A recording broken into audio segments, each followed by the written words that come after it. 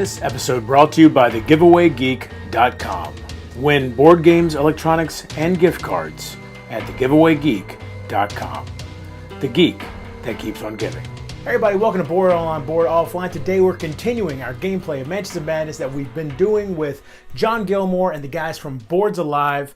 When we left at last, we had barricaded the witch inside of a room on the west side of the house there, hoping to keep her in there. Father Mateo is just outside that door, so we'll see what Aaron decides to do with that.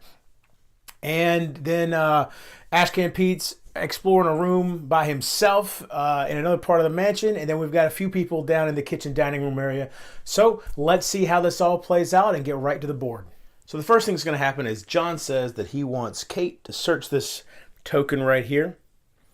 And the app tells us someone has locked this cabinet by wrapping a chain around the handles. The chain is sturdy, but the cabinet doors are made of wood. You think you could break one of the doors off. So we're going to have to roll for strength. And if we have the crowbar common item, we could roll 2 additional dice. However, Kate does not have that. So let's see what she's going to do here. Kate has a strength of 3. Not the best in the world. Maybe it'll be enough. Oh, and you can't see off screen here. We actually have 3 successes. So we'll put that into the app and see what happens. The flimsy wood cracks as you pull the cabinet door off its hinges. Gain the Elder Ward common item, which as you can see here allows Kate, or whoever's holding it, to roll 1 additional die while a monster is attacking her. So Kate's becoming pretty well stacked with weapons, items, and spells. Next thing she's going to do is move here. I imagine she'll be quite a formidable force when she gets into combat. Meanwhile, Father Mateo, controlled by Aaron over here, says, I'm pretty sure that bookshelf will hold that witch in there. And I'm going to go up here. And then explore this room. The app tells us there's a wood plaque marked library fastened to the center of that door. The door creaks on its hinges as you push it open to reveal the library. Bookshelves line the walls. A pile of research materials that have been recently used sits on a small wooden desk. A robed figure is pushing a bookshelf back into place. The figure shouts with alarm upon seeing you.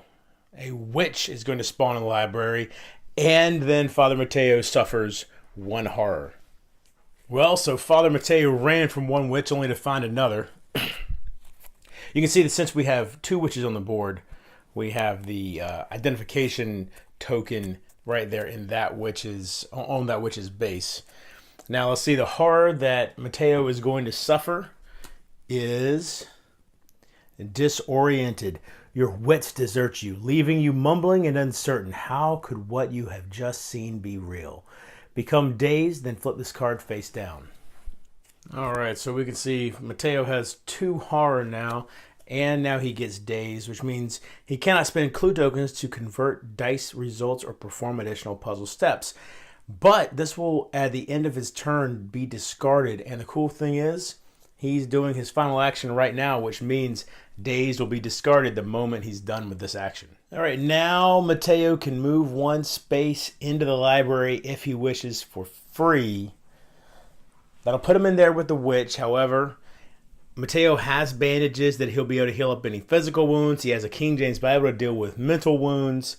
And he's focused, which will really help out in any sort of combat or hard check. So I am going to go ahead and move Mateo into the library. And that's the end of his turn. So, as I said before, dazed is now discarded. And for the final investigator this round, Quentin says Ashcan Pete is going to search the massive tome that sits on the modest writing desk in the corner of the bedroom, saying to himself, I sure hope this thing's got pictures.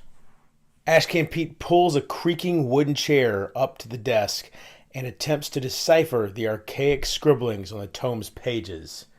Ashcan's going to use his lore, which is only a 3, so not terrible, not great. Let's see how that goes.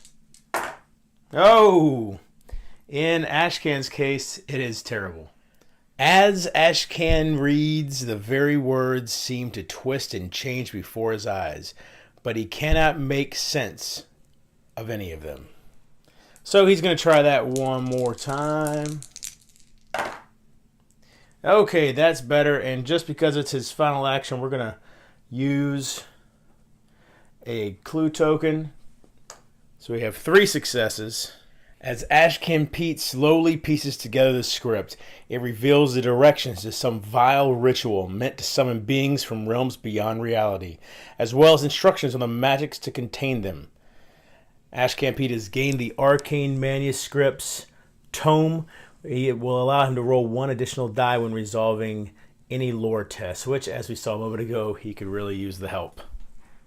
So now we've entered the Mythos phase, and Jenny Barnes tries to speak, but instead all of her teeth fall out, one by one, until she screams herself awake. Jenny Barnes suffers 1 horror, and that horror will be startled. You stagger backward in alarm. Resolve immediately, no effect, discard this card. That's about as good of a horror card as you can hope to get. So now this witch is going to move 2 spaces toward the nearest investigator. Of course, when she gets here, she runs into the barricade. And you can see she's got a brawn of 2.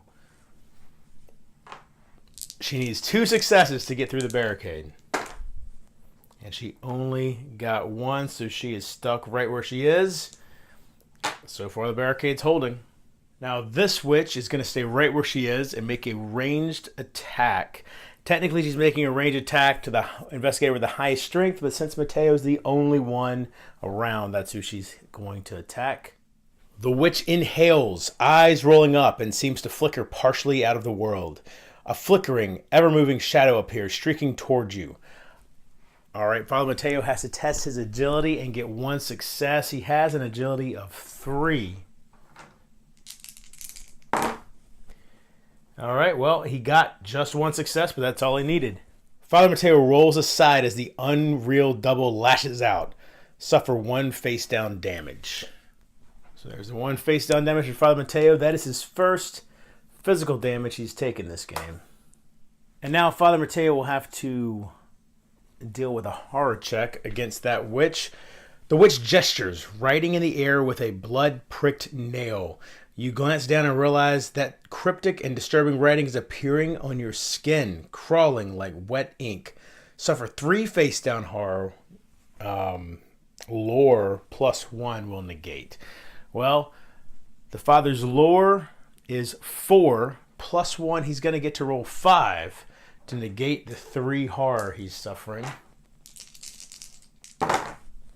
Oh man! All right, so those are all nothing. He has 2 of those, and we're going to use focused. So we're going to spend our focus card to turn both of these into successes. So he will suffer just 1 face down horror, which brings him to a total of 3 horror now out of 8. All right, so Jenny Barnes, sensing that Father Mateo is in trouble, is going to head his way.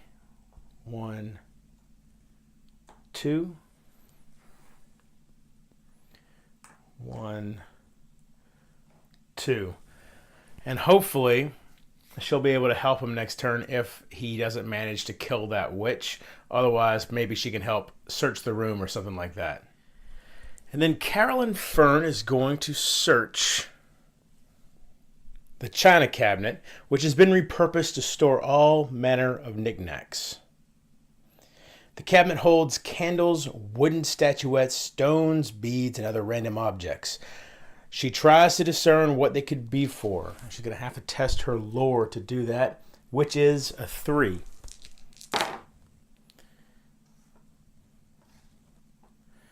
So she got 2. You know what? She's got 3 clue tokens, so let's go ahead and use 1 just to be safe. As Carolyn Fern digs through the object, she begins to form a hunch that makes her uneasy. Carolyn has heard of objects such as these found at the site of occult rituals. They could prove useful to your investigation. They could prove useful to her investigation. Gain the circumstantial evidence unique item and 1 clue. So she's gained the circumstantial evidence unique item, which hopefully will become useful later on. We've got several pieces of evidence among all of us now. And she gains a clue token. And now, Carolyn is going to use her special ability, which says you or another investigator within range flip one horror face down or discard one face down horror. And she's going to have Kate Winthrop discard one of her horrors. And let's see what it was. Minor shock. Well, all right, so not the worst of horrors, but now Kate is down to just one. Okay, so a couple interesting things there. The barricade did hold up, at least for this turn, for the witch down there. And we've got another witch, though, up here in the library. So we'll see what she might be guarding in there, see if there's anything useful. Ashcan Pete's still busy over here. And the other two, Carolyn and Kate, are down in the dining room and kitchen still finishing up in there. I imagine they'll be leaving that area on the next turn. So we'll see how that goes. Yeah, so thanks for watching the video. I hope you enjoyed it. If you did, please give it a thumbs up. If you like my channel, please subscribe. You can find me on Twitter @boredoffline. If you have any questions or comments or recommendations for moves, please leave in the comment section below. And until next time, if you're bored online, bored offline.